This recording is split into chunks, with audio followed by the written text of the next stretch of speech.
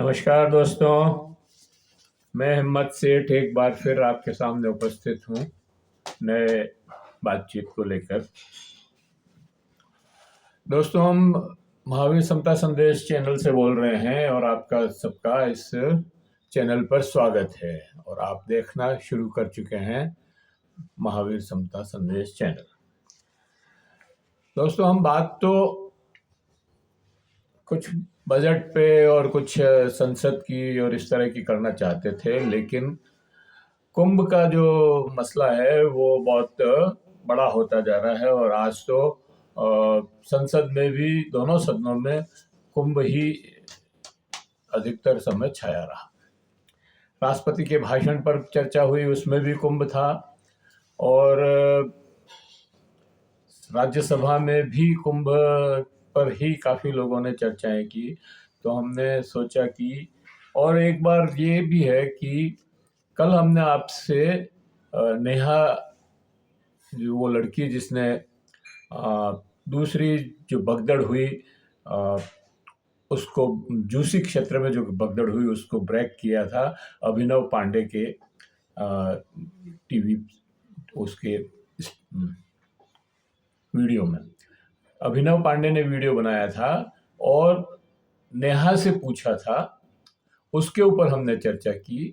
और कल हमने चर्चा की थी कि वो उस लड़की को वो लापता हो गई है, गायब हो गई है, और हमें पूरा अंदाज है या अंदेशा है या हमारा आरोप है ये कि उस लड़की को प्रशासन ने ही वहाँ से गायब किया है ताकि वो बातें और ज़्यादा लोगों के सामने नहीं आए और ज़्यादा लोगों को वो वीडियो न बनाने, मतलब वो और लोगों से बातचीत न करे और संवाददाताओं से, और वो बातचीत जो है ज़्यादा सामने न आए, इसके लिए उन्होंने उस लड़की को गायब कर दिया। अब वो लड़की तो बेचारी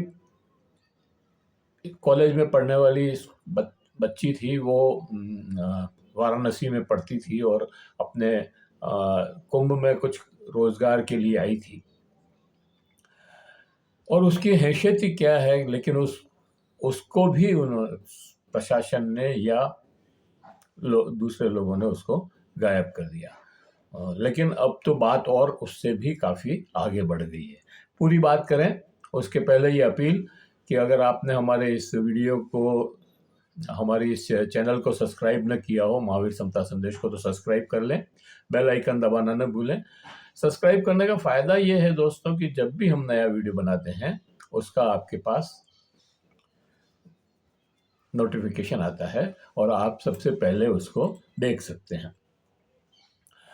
अगर आपको वीडियो अच्छे लग रहे हैं तो लाइक करें, फॉरवर्ड करें और सोशल मीडिया पे भेज डालें, और लोगों से आग्रह करें कि वो हमारे चैनल को देखें और चैनल को सब्सक्राइब भी करें। कमेंट बॉक्स में जाएं, कमेंट लिखें, सुझाव दें। आपके कमेंट और सुझाव हमें और बेहतर करने की ओर अग्रसर करेंगे। अब मैं पूरी बात करता हूं।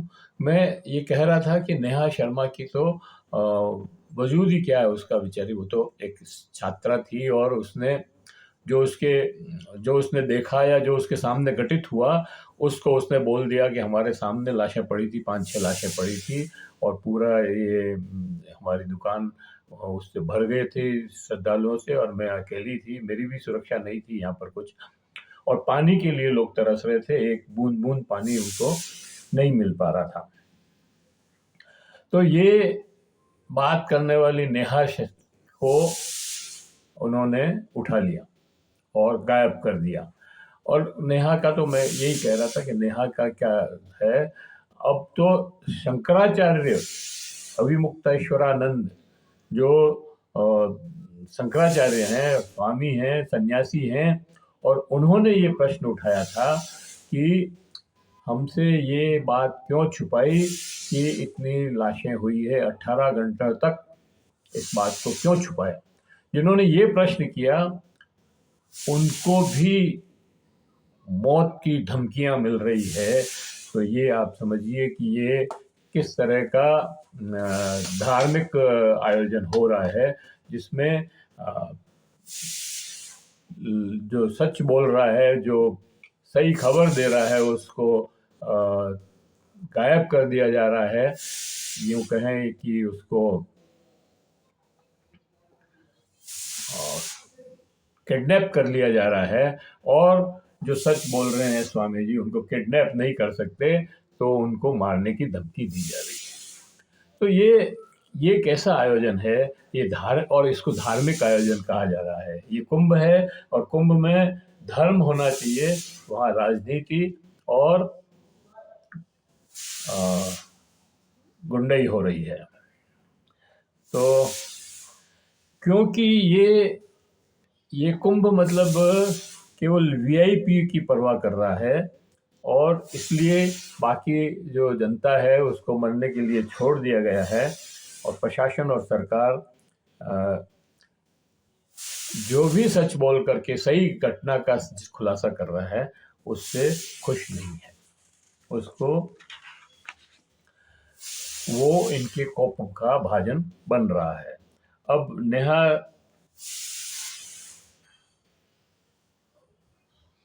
की तो नेहा औकात ही क्या रखती है, जब अब खबर आ रही है कि शंकराचार्य अभिमुक्तेश्वरानंद जी, जिन्होंने संत समाज के सबसे पहले ये सवाल उठाया कि हमसे ये मौत की खबरें क्यों छुपाई जा रही है, योगी आदित्यनाथ मुख्यमंत्री को मालूम था, फिर वे ये क्यों कहते रहे कि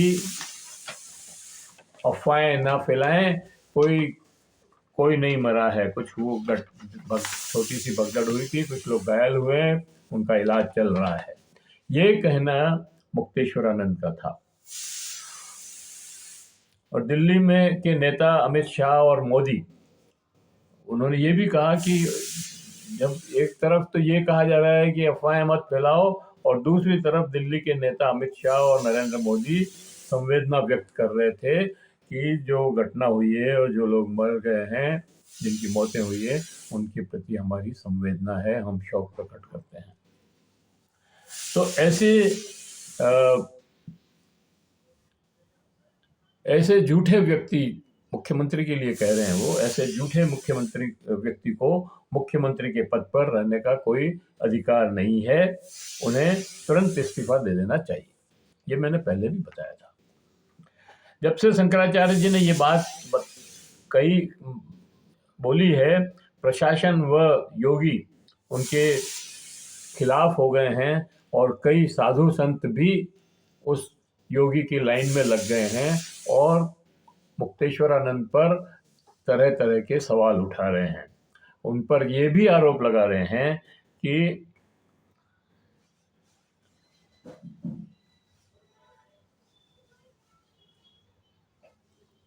ये तो कांग्रेसी हैं, या ये भाजपाई हैं, या सपाई हैं, मतलब अलग अलग तरह के उनके ऊपर ये आरोप मढ़ा जा रहा है कि ये क्योंकि सपाई हैं इसलिए योगी आदित्यनाथ के और भाजपा के खिलाफ बोल रहे हैं। इन्होंने मंदिर के प्राण प्रतिष्ठा, राम मंदिर की प्राण प्रतिष्ठा के समय भी सवाल उठाए थे, और उसका भी विरोध किया था। हाँ, किया था। ये योगी शंकराचार्य जी भी कह रहे हैं, लेकिन उन्होंने ये नहीं कहा था कि राम मंदिर नहीं बनना चाहिए। उन्होंने ये कहा था कि प्राण प्रतिष्ठा राम मंदिर पूरा होने पर होनी चाहिए। इसमें कोई फर्क नहीं है, कोई दो राय नहीं है।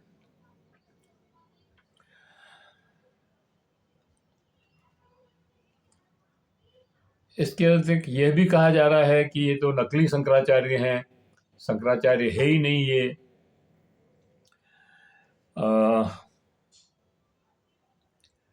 ये राजनीति करते हैं, ये अंबानी के घर और उसकी शादी में जाते हैं, अंबानी के घर शादी में जाते हैं, और उद्धव ठाकरे को आशीर्वाद देकर कहते हैं कि इनके साथ धोखा हुआ है, इसलिए इन्हें न्याय मिलना चाहिए। हम समझते हैं ये बातें सही हो सकती है, सही है भी, कुछ बातें तो बिल्कुल सही है। अंबानी के घर गए थे, मुझे भी अच्छा नहीं लगा जब ये अंबानी के घर गए थे, और क्योंकि मेरा तो खैर इन साधु संतों से विशेष कोई लगाव नहीं है, इसलिए मैं इस पर ध्यान नहीं देता हूँ। लेकिन सवाल ये नहीं है कि ये क्या करते हैं, ये और व्यक्ति हैं, ये अपनी इनकी भी विचारधारा हो सकती है, हो सकता है ये कांग्रेसी हो सकता है ये सपाई हो, वो भी सवाल नहीं है। सवाल ये है कि, और ये राजनीति करते हैं तो राजनीति में हस्तक्षेप धर्म के लोगों को नहीं करना चाहिए, ये बात बिल्कुल सही है। तो ये बात सब पे लागू होती है, योगी आदित्यनाथ पे भी लागू होती है और मोहन भागवत पे भी लागू होती है, क्योंकि वो भी कहते हैं कि हम तो सांस्कृतिक संगठन है, फिर धार्मिक ये राजनीतिक बातें क्यों करते हैं। तो केवल आप इनके ऊपर आरोप लगा करके इनको नहीं छोड़ सकते। तो सवाल ये है कि अविमुक्तेश्वरानंद जो बात कह रहे हैं वो सही है या नहीं है, वो गलत है क्या, वो उसको गलत साबित करने की बात है। उसको योगी आदित्यनाथ और उनके चेले चपाटी या उनके साधु संत जो उनके साथ इस लाइन में खड़े हैं, जो अविमुक्तेश्वरानंद पर आरोप लगा रहे हैं, वो ये बताएं कि ये जो बात कह रहे हैं वो गलत है क्या। क्या 18 घंटे तक लाशों की बात खबर को नहीं छुपाई गई? क्या योगी आदित्यनाथ ने ये नहीं कहा कि अफवाहें मत फैलाओ, और नागा साधुओं को कहा कि आप जो है अखाड़े वालों को कहा कि आप स्नान शुरू करिए, और सबने स्नान किया उसके बाद। तो ये बात कहाँ से आ गई कि आप राजनीति कर रहे हैं या राजनीति नहीं कर रहे हैं? सवाल ये है कि आप उन्होंने जो सवाल खड़े किए हैं, जो धर्म के सवाल खड़े, धर्म के नहीं, कुंभ मेले के सवाल खड़े किए हैं, धर्म के सवाल खड़े किए हैं, राजनीति के सवाल नहीं है ये। कि 5 दिन बाद भी आप अगर ये नहीं बता पा रहे हैं कि कितनी जगह भीड़ भगदड़ मची कुंभ में, एक जगह नहीं, 2 जगह नहीं, 5 जगह 6 जगह भगदड़ मची, एक आध जगह आग भी लगी, तो आप पुल भी टूटा, तो आप वो उन प्रश्नों के जवाब क्यों नहीं दे रहे हैं, वो क्यों छुपा रहे हैं? सवाल ये है। और कितनी मौतें हुई इस भगदड़ में, ये क्यों नहीं बता रहे हैं? आप कह रहे हैं 30, और 30 तो संगम नौज पे ही हो गई। फिर ये नेहा लड़की जो कह रही है कि मेरी दुकान के सामने 5-6 लाशें तो यहीं पड़ी थी, और मलबे से लाशें निकल रही है, मलबे को ट्रक में डाल करके ले जाया जा रहा है, जेसीबी से उठाया जा रहा है। तो ये कोई छोटी मोटी बात तो नहीं है जो आप इस तरह से उसको नकार सकें। तो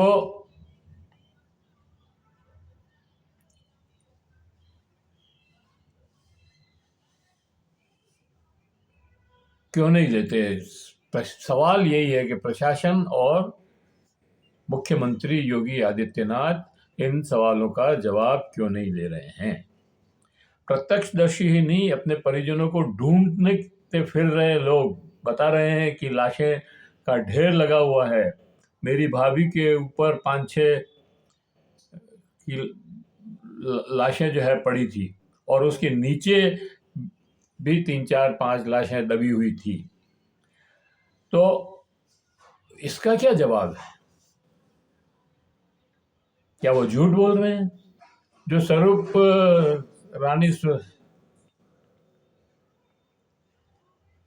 जो मोतीलाल नेहरू अस्पताल से स्वरूप रानी की अस्पताल तक अपने परिजनों को ढूंढते फिर रहे हैं, और जो लाशों के ढेर देख रहे हैं, और जिनके पोस्टमार्टम भी नहीं हो रहे हैं, जिनके कफन पर नंबर लिखे हुए हैं, वो सब झूठ है।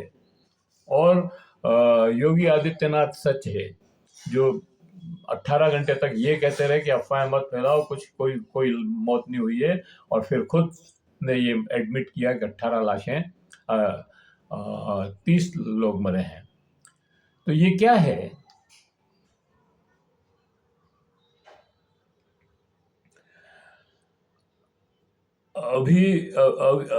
अविमुक्तेश्वरानंद जी को तो आपने धमकी दे दी, और वो उस धमकी के में आकर के चुप भी हो जाए मान लो, लेकिन आप किस किस के मुंह बंद करेंगे? ये तो कफन के नंबर लग रहे हैं, उसके फोटो वायरल हो रहे हैं, उसमें से उसको कैसे आप इनकार करेंगे? आपने कहा सभी वीआईपी मूवमेंट बंद, मौनी अमावस्या की घटना के बाद आपने वीआईपी मूवमेंट पर रोक लगा दी थी। फिर और वीआईपी पास वितरण भी बंद। फिर राष्ट्रपति जगदीप धनखड़, उपराष्ट्रपति जगदीप धनखड़ का वीआईपी मूवमेंट कैसे हो गया, क्यों हुआ? सवाल तो ये भी है कि जगदीप धनखड़ ने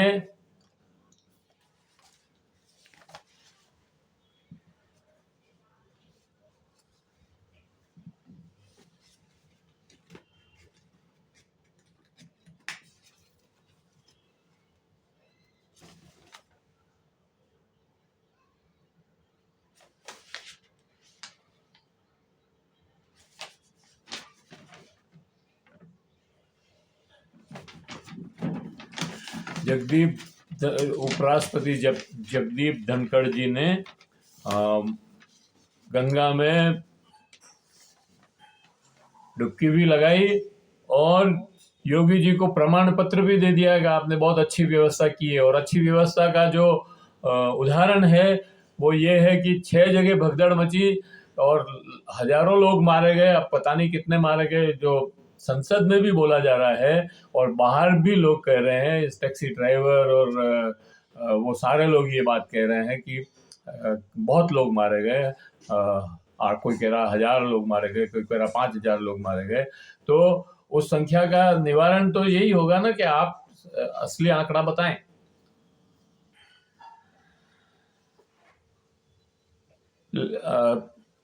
अच्छी व्यवस्था का प्रमाण पत्र दे गए, लेकिन जो अपने परिजनों को ढूंढ रहे हैं उनका क्या? मोतीलाल नेहरू अस्पताल से स्वरूप रानी नेहरू अस्पताल के बीच वे दौड़ रहे हैं और मोचरी में पड़ी लाशों के ढेर में कोई अपनी माँ को ढूंढ रहा है, कोई अपने पिता को ढूंढ रहा है, कोई भाभी को ढूंढ रहा है, कोई अपनी बहन को ढूंढ रहा है। इनका क्या कसूर है? योगी आदित्यनाथ ने राजनीति में अपने नंबर बढ़ाने के लिए मेलार्थियों के नंबर तो बढ़ा लिए, लेकिन उनके लिए व्यवस्था का क्या? अरे पानी और टॉयलेट की व्यवस्था तो कर देते। ये व्यवस्थाएं तो 5-7 लाख की रैली करते हैं, वहां भी करते हैं। आपने तो 40 करोड़ लोगों को बुलाया और विज्ञापन देकर बुलाया। हम बात कर रहे थे स्वामी मुक्तेश्वरानंद जी की, रवि मुक्तेश्वरानंद जी की, जिन्हें फेसबुक पर मारने की धमकी दी है। स्वामी बहुत ही सहज भाव से बोले, मार दो, हम तो सन्यासी हैं, सन्यासी को कौन सा मौत का डर, हमें कौन सी सत्ता की मलाई खानी है।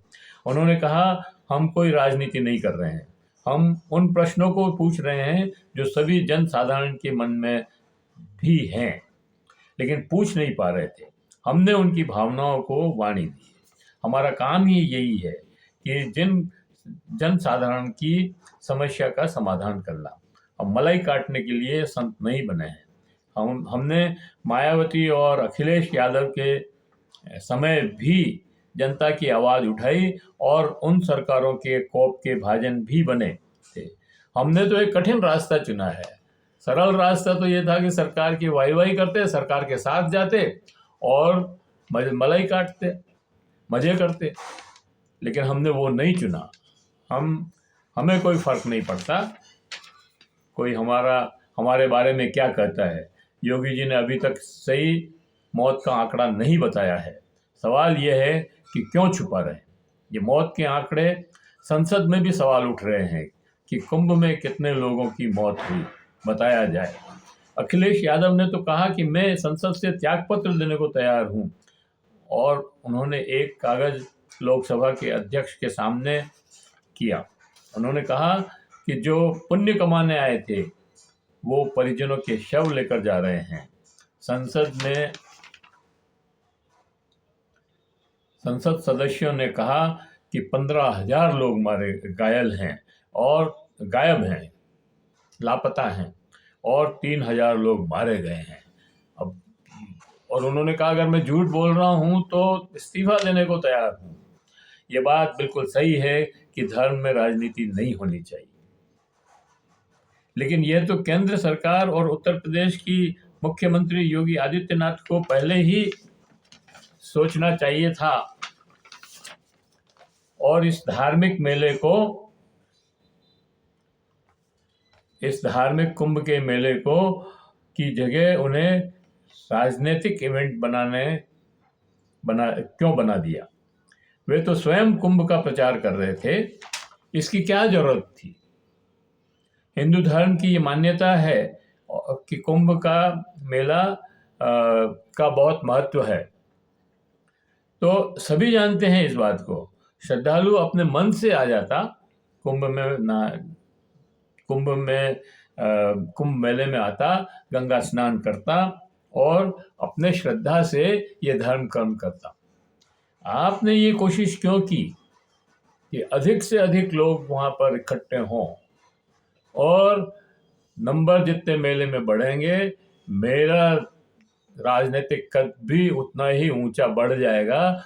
इस चक्कर में आपने ये कुंभ में भीड़ बढ़ाई, व्यवस्थाएं कम थी और इसलिए वहां पर भगदड़ मची। अब आप साजिश का एंगल ढूंढ रहे हैं कि इसमें षड्यंत्र है। अरे षड्यंत्र तो आपने खुद ने रच दिया पहले ही, जब लोगों को 40 करोड़ लोगों को बुलाया और 10 लाख की व्यवस्था भी नहीं की। उस रोज मौनी अमावस्या के रोज 10 करोड़ लोग भी नहीं थे।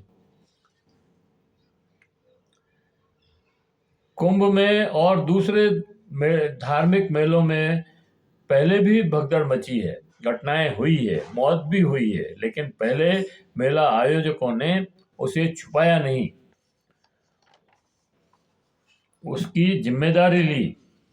आप छुपा क्यों रहे हैं, ये बड़ा सवाल है। इसके पहले 2013 में जब अखिलेश की सरकार थी और मेला आयोजक आजम खान जी थे, मंत्री थे उस समय, और वहां पे भी भगदड़ मची। वो भगदड़ मेले में नहीं मची, वो चाहते तो कह सकते थे कि ये इसमें मेरा कोई वो नहीं है, स्टेशन पर हुई थी वो भगदड़। लेकिन वो संतों के पास गए और माफी मांगी और अखिलेश को इस्तीफा दिया कि मेरे रहते मेरे आयोजन में ये भगदड़ मची है, इसलिए मैं इसका जिम्मेदारी लेता हूं और इसका इस्तीफा देता हूं। वो अलग बात है कि अखिलेश यादव ने उस इस्तीफे को स्वीकार नहीं किया, लेकिन इतनी सहृदयता तो दिखाई, इतना बड़ा दिल बड़ा तो दिखाया। आप तो छुप रहे हैं। आप हम कहना चाहते हैं योगी आदित्यनाथ से कि आप बुलडोजर से लोगों को डरा सकते हैं, आप छापेमारी कर सकते हैं, आप लोगों को उठा सकते हैं, आप लोगों को मरवा सकते हैं, लेकिन आप इतने भयभीत हैं कि सच बात को सामने नहीं ला सकते और नहीं बोल सकते हैं। तो इसी नोट के साथ मैं इस वीडियो को समाप्त करता हूं और आशा करता हूं कि आपको ये वीडियो पसंद आया होगा। पसंद आया हो तो लोगों को